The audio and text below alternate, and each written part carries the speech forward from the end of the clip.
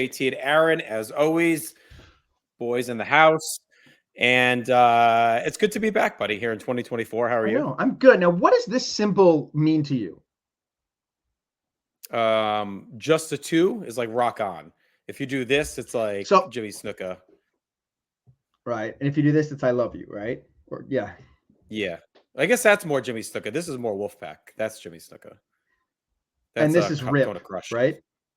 Kona Crush. Yeah. So I know a woman, like she's recently become a staunch Christian, and she's starting arguments about how we shouldn't be doing this because it's a salute to Baphomet. Yeah, should we worry? Should we be worried that we started this way? Are you worried about Baphomet? I don't know who Bassinet is. Not bassinet. It's not a beautiful bathroom upholstery. It's the ancient god of the dead. I don't know what he is, but he's in the Alex Jones shit.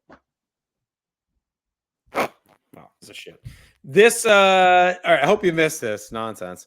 But we are back, and we're gonna dive into a brand new what if question. Yes. And as always, if you have any suggestions for us, leave them in the comments and we'll aggregate them into our spreadsheet. And we want to give a shout out on this one. Let me go ahead and find it here to our good buddy Matt Farrell. Thanks, Matt. Longtime fan of Place to Be and North South. So shout out there to Big Matt. Matt, if you are at all related to a Michael Farrell who lived in St. Bruno around the 80s, if you could get word to him that I'm sorry that the things I did to him. You get a sorted past. If you're also related to Will Ferrell, pretty sorted. Tell him. Oh yeah, and tell him I'm sorry, Will, for the things I did to him also. All right, let's dive in. Matt's question to us is: what if John Cena got fired by the WWE in 2002 before he showed how great he could rap on the Halloween SmackDown, Aaron? So, gut reaction. What's your first thought? Oh, I'm loving wrestling in the 2000s. And I really like, yeah, that's my gut, because I actually believe, and I think John Cena probably turned a lot of people off the product in the 2000s. Like, I know he did me. Like, and I don't know if I'm the most diehard of the diehard, but I'm pretty diehard. I mean, look at the magazines, the figures. This is how I spend my free time, So, and if I was put off, I can imagine a lot of other people were put off, and you can see it in the ratings from 2002. And let me ask you this though: yeah, are you put off by Cena or by their treatment of John Cena and the way that they push, book, and handle, or was it him as a wrestler? Because say someone else was dropped in that exact spot and everything else goes the same. Like, is it him or is it the way that they utilize him over that? Let's call it a 10-year stretch from 04 to 14 or whatever. I don't want to blame him, like the man, I think, and as someone who's went back and watched everything, I've definitely grown in appreciation for John Cena and his work. So as much as I'm saying I would have liked it more then, in retrospect, I'm not sure. But what I do, it is how they handle him, because to me, he's the first real big baby face that they don't allow to be vulnerable. Well, I guess Triple H is, but Triple H isn't on top as a babyface for 10 years, right? But they don't let him ever. Pardon me? Triple H isn't like a true babyface. No, yeah, he's like a Ric Flair style babyface. Yeah, although Ric Flair knows how to do it. like if you go back and watch the right. Yeah, like he's much more adept to it. But I think it's the way they write Cena to be the invincible, invulnerable guy, but also the guy that nothing ever affects. And I think I could be wrong, but I think it's really hard to be invested in a product when your main character just kind of sifts through it without anything bothering him. Like, you'd never watch a movie where the protagonist just walks through the movie destroying everything. Like, and then when things happen to him, it's just, well, a lot of things going on this week. You would never watch that movie. And that's why I think he was a detriment in terms of like viewers, because it's so if you turn on a Cena match, you can get invested in that one match, and I think he can do a great job. But it's hard to be invested as the character as a whole when it's like, well, I'm having the worst year of my life. I'm main eventing every single pay-per-view and winning 95% and of them. WrestleMania, yes. And WrestleMania, right? So I think you're right. It's not him, it's the treatment of him. And I don't understand what they saw in him to kind of shoehorn him into that role. Like you could tell they really wanted him to be the next Rock. Like they were like, he's the next Rock. And that's how they started with him. And eventually he morphed out of it, which was good. But he's the one that really stands out as he's as much the next Rock as Lex Luger was the next Hulk Hogan. Yeah. I think only they gave up on Luger. After those guys we want to make a superstar, but we want that superstar to be within the conformity of WWE being the star. So Cena almost was like, I don't know how to even explain what, like a superhero within their construct instead of larger than life. So they almost raise him up in a way that's like, yeah, he's unbeatable, he's unstoppable, but doesn't become like John Cena and the stars of WWE, like what it was with Hulk Hogan or Steve Austin or the Rock.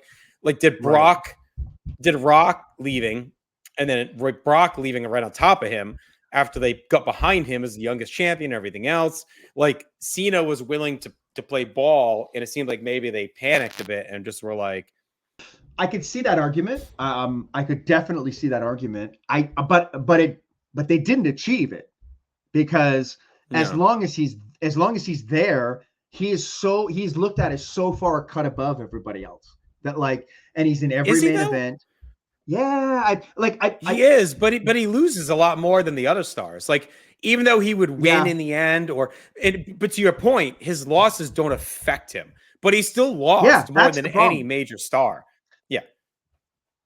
Yeah, but it also never not only did it never affect, you're right. Well, here's the thing is it broke the world, right? Yeah. Because in theory, someone who loses as much as he did shouldn't still be on top. Right. But he was, and he was on top, and he was on top forever.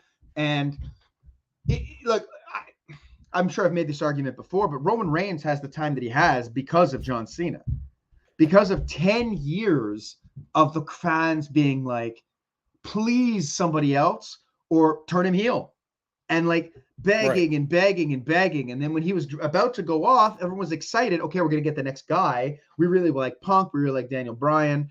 And they're like, no, it's this guy. And I think that if you don't have 10 years of Cena before that, I think Roman Reigns is probably way more accepted. Now, there's lots of problems with that too, but you get the idea. Right. I feel like they were continuing. They were just continuing the lineage of Cena being the overpush, dominant face, no matter what, never going to turn heel. We don't care what your reaction is. And I mean, honestly, what saved Cena was him not resting, because he's a workaholic and can't care, right? Like he could have rested on what they gave him, but starting in 2014-ish, right? 2014, 2015. Yeah. And I think that run is what really salvaged his reputation and led to people going back a little bit and being like, okay, well, actually look at this match, look at that match, look at this match. Like, it really wasn't that bad. It wasn't really, I think we were just so sick of the repetitive chain and through that time. And I think Hogan had that too a little bit, but he wasn't as exposed on TV every week, once or twice a week, plus monthly pay-per-views. Like the Hogan formula wasn't much different, and he was waxing everyone as well, but you just didn't see it as much. Yeah, but I also think that Hogan had a connection with the fans that's completely different than Cena's, right? Like Cena is the first guy that I remember, and I think so, because I think Hogan has a. So here's where I'm going, and tell me how this fits in.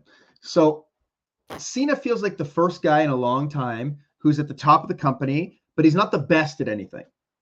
Like he's not the most over. He's not the best wrestler. He's not the best character. He's not the best actor. He's not the best in-ring worker. Like he doesn't have any of those top things, right?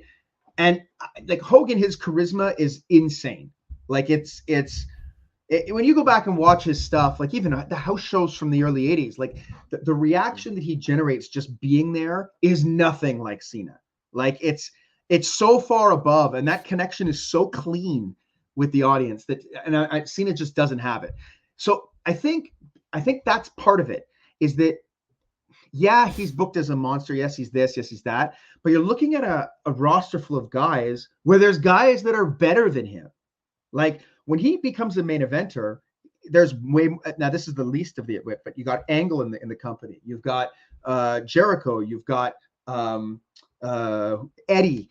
You've got Benoit still there. About Hogan, but a little bit, like Savage is a better wrestler. Roddy Piper, I don't know, maybe was a better talker. Andre the Giant is the bigger, larger than life star. I'm not. Yes. I'm just playing a little devil's advocate. I know Hogan is Hogan, I get it. but what I mean is, this is all valid what you're saying, but no one had the charisma Hogan had. They didn't have it. Like no matter what all these other pieces, he was number one at something. Right, the same way The Rock was number one at charisma, and no one could touch him. Austin is different. Was Cena number one?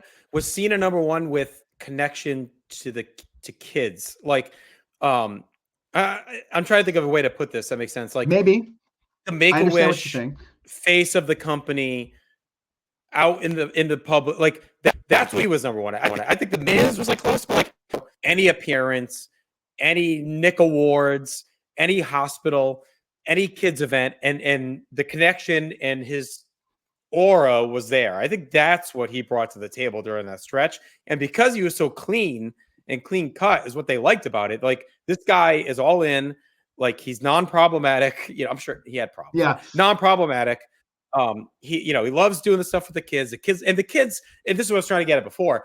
I do think he's not Hogan, but I do think for that generation of young fans that came up watching in like 06 to 14 or 13, like you did see a shitload of John Cena shirts and dog tags and hats, and like there was a connection with a lot of young fans. Now, just because they didn't know that he wasn't the best, everyone was in on Hogan, right? Yeah. But it was also real at that time, right? It was real. It's such a different era. Where we were so much smarter as who's a good worker, Yeah, I don't think the work is what matters. I bring up the workers only to say like he wasn't the best at the time, right? Like, and I don't know if that's necessary, but I think it's I think it did affect Cena.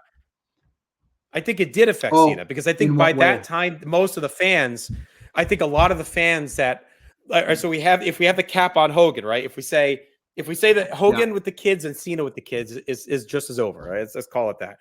I think that above that ceiling with Hogan, it was real. I don't think the work rate mattered. I don't think like the match quality mattered as much during Hogan's time as it did with Cena's time. That is what capped his ceiling with non-kid fans during that time frame. Yeah, I get it. I get it. But the problem is too, and the problem with the whole argument is that for the first 3 years of Cena's main event run, they're not marketing to kids. Right. And that's the years that damage him later. Like, I think if you're, because what you're saying is valid, right? It's valid that like, yes, he's a great representative of a company that's now a publicly traded company where it wasn't in the past. And he does all the charity stuff, which is important. I'm not discouraging that at all. It doesn't relate though to the on-screen product, right? It's not, it doesn't quite, like Miz can do all the fucking PR he wants. I don't like his character still, but that's a personal thing. It's not anything like that. I think the thing with Cena is that in the end, it's what we talked about right at the beginning. It's not him, the person, or him who has the abilities. Although I do think the abilities are interesting to look at. It is how they treated him, because you could still have him as that ambassador. You could still have him as the person the kids liked, but give him vulnerabilities. Hogan had vulnerabilities. Like when someone betrayed him. All his friends hated him. Turned on him. Yeah, well, then again, the second he could eliminate them in a rumble, he would do it, right? So they made the right choice. Or steal their wife. Yes. That's it. But it affected him. Like when Andre ripped the cross off him, he's like crying. Like it looked like it bothered him. Earthquake put him out for like 4 months. I know he wasn't actually hurt, but that's the kind of stuff that built sympathy for the character. To me, that's always the most baffling thing about current anything past Cena, WWE, is like, okay, I get it. You want to make your top guy a Superman. I get it. But there's a reason why it's really hard. Those movies are always really hard. Like, people don't quite figure them out. It's because you need that weakness. You need that ability. In a lot of ways, I feel like, well, we haven't even talked about what happens if he's not there yet. We talked about like, I know, we gotta get like, to that. Yeah. But all in all, to put a bow on this part of the conversation, I really think it's how they booked him was the problem, and that they never allowed him to show weakness. It's such a dichotomy, though, because like they never let him show weakness, and he's the top guy in every main event. But I really don't feel like he was ever presented as like dominant over everyone else. I think that's the difference with him and Hogan in a weird way. And I'm not saying it's better. I'm saying it's probably worse. Like, I don't think he was ever presented as significantly better than Randy Orton, or significantly better as Batista, or significantly better than CM Punk, or significantly better than Triple H, or significantly better than Shawn Michaels. I don't think he ever even presented as significantly better as Chris Jericho. Not in terms of excuse me, not in terms of who's stronger in the ring, but yes, in terms of who gobbled up the most TV time. Like, sure, but he lost so much that it was always so much parity in that era. Like he could lose any month, and he might be right back in the main event. It didn't matter.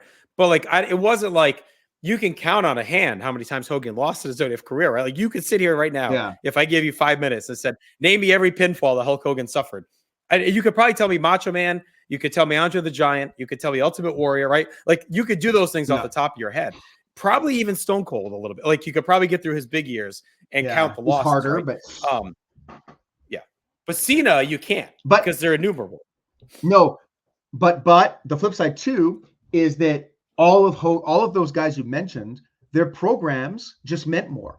Like, you can go back and think, oh my God, I remember this. Like, when you think of Cena, I maybe I'm wrong. I don't think of too many great moments. I think of matches that I thought he was great in, but because he was on so much for so long, always doing the same thing, always fighting the same guys, often 3 pay-per-views in a row, even if he won, lost, whatever, it all becomes this like Cena soup where like it's all the same. It feels all at the same level. I think the only time you can say he was like dominant is that year run from 06 to 07. I think when he comes back in 08, if you watch that stuff, and I just watched a lot of it for a place to be. I mean, he's losing more than he's winning. He's losing a fucking JBL clean on pay-per-view. Like, I mean, he's like losing a ton in that era. But it doesn't matter. But it doesn't matter because it doesn't affect him. Like, and it doesn't affect him. He never, but that's the problem. Like, that's the crux of the problem. It's like, if he lost and then his character, when you're watching a good television show, like, if a character goes through a hardship, it changes them, right? And that's what's interesting and makes you want to keep watching. Like, I mean, think of any great show, like Tony Soprano goes through hardships, right? And then he changes as a consequence. He becomes a different person as a consequence. And that's what makes him interesting. If every single episode, Tony Soprano got in trouble, shot the guy in the head, maybe sometimes he got hurt, but the next episode he walked in acting as though nothing happened, you would stop watching. Yeah. Like, there would be no, it's just it's big drama 101. Yeah. All right, so let's talk about what happened. So he gets fired. He never raps. They think, all right, look, we got to clean house a little bit in late 02. This guy doesn't have it. It's not connecting, whatever. Maybe they ship him to OVW and then he kind of washes out. I don't think he catches on anywhere. I mean, maybe he shows up in TNA. Does Randy Orton and Batista still elevate up, or do they sour on that crop of guys and be like, all right, Cena washed out, Orton's hurt, Batista's hurt. We can't trust these guys. Let's look elsewhere. Does Shawn and Triple H stay even longer? Like, who becomes that guy? Well, I think you've mentioned a couple. It all depends on when this happens. So if we say Cena gets fired before he raps, which is in fall of 2002, right before Halloween, so he's getting fired around there, right? I don't think they're going to sour on OVW, because someone we haven't mentioned is like, Cena's there, but Brock's still there, and I think in the time that Brock's he's like there, a freak. He's not like an OVW guy though. No, but he's there enough that they make the association, and even now they mention it, right? But I think there's enough time between that happening and Brock leaving where they're never not going to push Randy Orton. Yeah. Like I would venture to say that of the four of them, he's the one they probably had the highest hopes on of the four. Yeah. So I think he was getting a push no matter what. Batista, I mean, it just depends on if Triple H takes him and brings him into the group, because again, that's the crux point there, right? So I think if those two things happen, so does he become more the guy? Yes. Like, does Batista stay? Because when you look, the interesting thing when you look at Cena, and we talk about where did it change, where did it go wrong? It's that switch to Raw for whatever reason. Like they were both humming. Like Batista was red hot on Raw. Cena was doing great on SmackDown. The JBL feud hit. Like when he crushed him at Judgment Day, he looked awesome. They flipped them, completely derailed Cena, and Batista gets like off track as well a bit and starts getting hurt and stuff. It exposed Cena. Because what happened was, something we were talking about earlier, is when they switched him, they made Cena fight all the workers. Yeah. Right? They made him fight Jericho, Christian, and Angle. And by the time he got, like, when you watch SummerSlam 05, so that's not even that much. He's only been there like 2 months. They're turning on him there. For Chris Jericho. Oh, yeah, it's fast. Who, I mean, and look, I love Jericho, but in 2005, I don't want to say he's washed, but like that character is at the very end of its rope, right? So they're turning on him there, and then they put him in with Angle, and then it's finished. That later on that year, Angle's like, I could tap out Jesus and everyone would cheer me. But it comes from that Cena feud. So I really think that it's like that's the handicap, is that I think if they keep him on SmackDown, or even if they moved him to Raw and had him fight like Triple H. I know they wanted to save it. Not that I ever want anybody to fight Triple H, but like, or someone that like the Kane, I know it's not that interesting, but like it at least lets him get his feet. He jumps over, he's fighting Christian and Jericho, and that I'm not blaming them. I thought they were fine as heels, but an audience that's a bit smarter to the business, I think, is probably going to cheer them over him because he hasn't really proven anything. Those people probably got, like we talked about Batista. I actually think Batista was probably more over than Cena, at least at the beginning of 2005. I think eventually it switches, but I think it's a long time. I think Batista gets hurt before. That's why I think if they had Cena as their guy in their mind, they should have rode that a little bit longer, let him get his feet under him on SmackDown longer, and let Batista ride his wave of hot, before flipping him. I think they just wanted to get Batista away from Triple H, and Triple H wasn't going to go to SmackDown. So I think that was the biggest thing. I think that's the more, and I think they wanted Cena to be their flagship as well. But. Yeah, but that's such an indictment of how they write, because it's like, okay, we can't have Batista and Triple H together. We can't move either of them. There's like 80 guys on the roster. You can't just schedule them with you have 2 hours of television a week at that point. You can't just write in a way where they don't cross paths. Like. Not that hard. Yeah. I think Booker on SmackDown would have been a good choice because he kind of starts going heel anyway. And does the Benoit feud for the US title. They had done Cena Booker in 04, and then maybe you run it back like in a Warrior Rude style where they feuded for the US title. And now they go up a level and feud for the world title. I think they could have turned Booker heel, and it wouldn't have probably split the crowd as much, especially if they keep it on SmackDown. And then if you do Batista Jericho, I don't think they turn on Batista like they did, but all right, we keep getting derailed into booking Cena.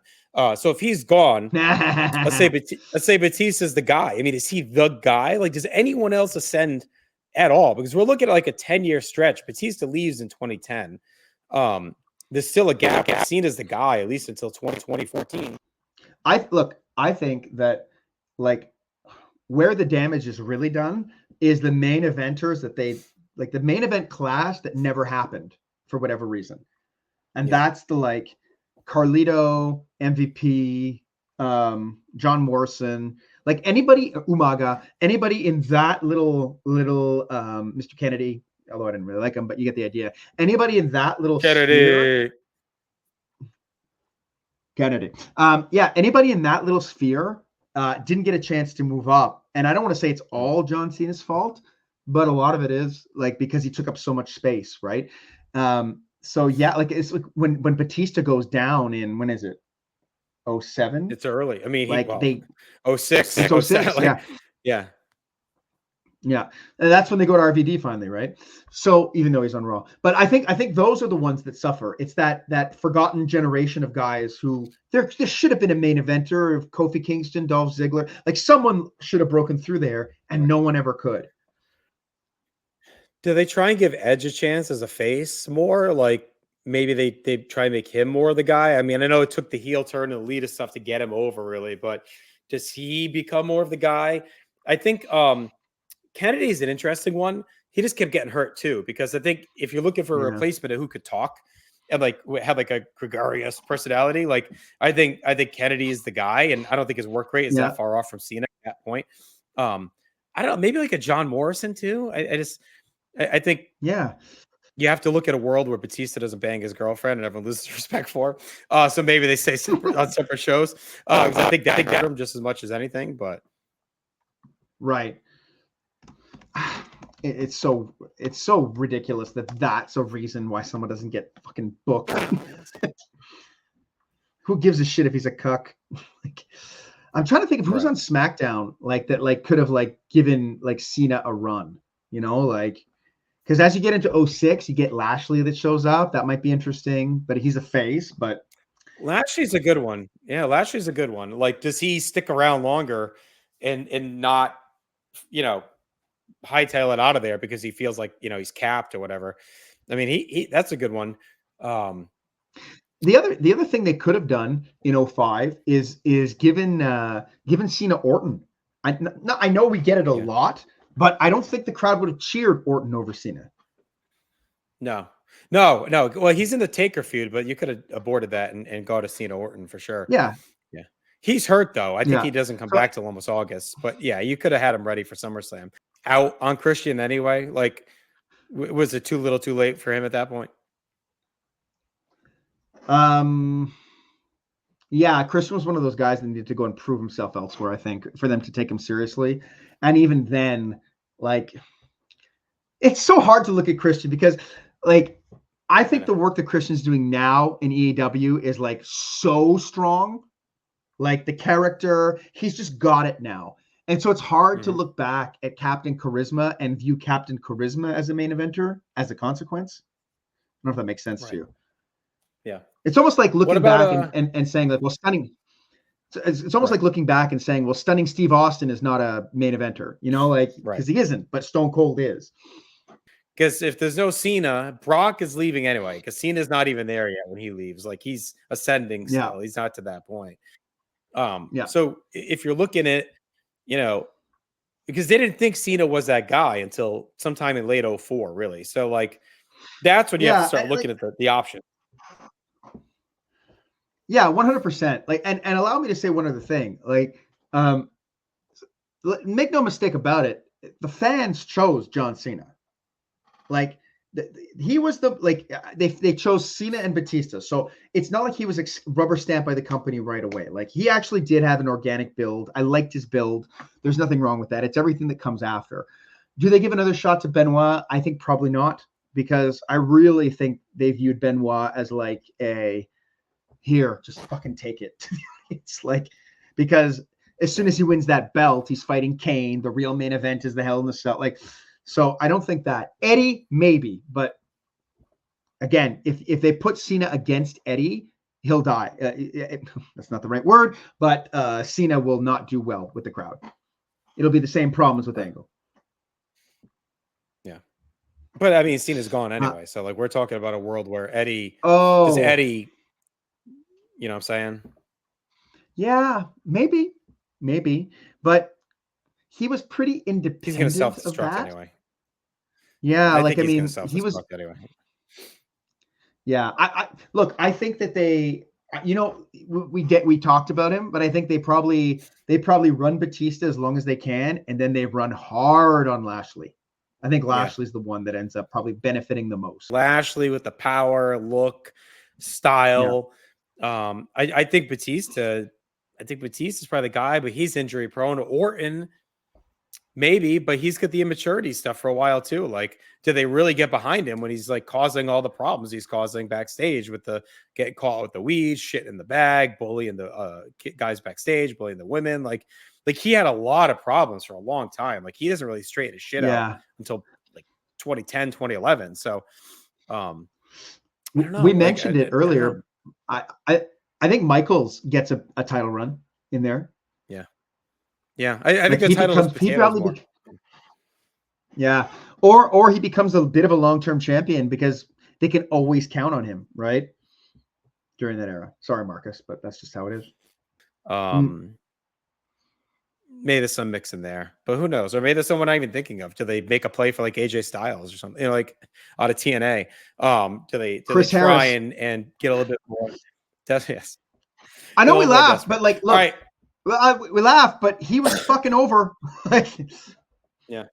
Yeah, I mean, do they go poach, right, from TNA? Do they not let Angle go in 06? Do they force him to rehab to get cleaned up? Because, like, we fucking need you, right? Yeah. So there's a lot of different options. So they make the play for Sting. Like, I mean, there's like, yeah, Samoa Joe. Yeah. I mean, there's definitely a lot of guys out there. Yeah. So, all right. Hopefully everyone enjoyed this. It's good to be back in the saddle. Be sure to subscribe if you have enjoyed it. Leave us a comment in the comments with any suggestions for future topics. Down every Mania match ever, all 402 of them in short form. So they're a minute or less, 5 or 6 a day. Just keep checking, and they get posted up on Instagram. They're posted on Facebook, TikTok, and YouTube Shorts. So you can find them in a plethora of places, and you can count down along with us. So be sure to check that out. All right. What if we wrapped up right now?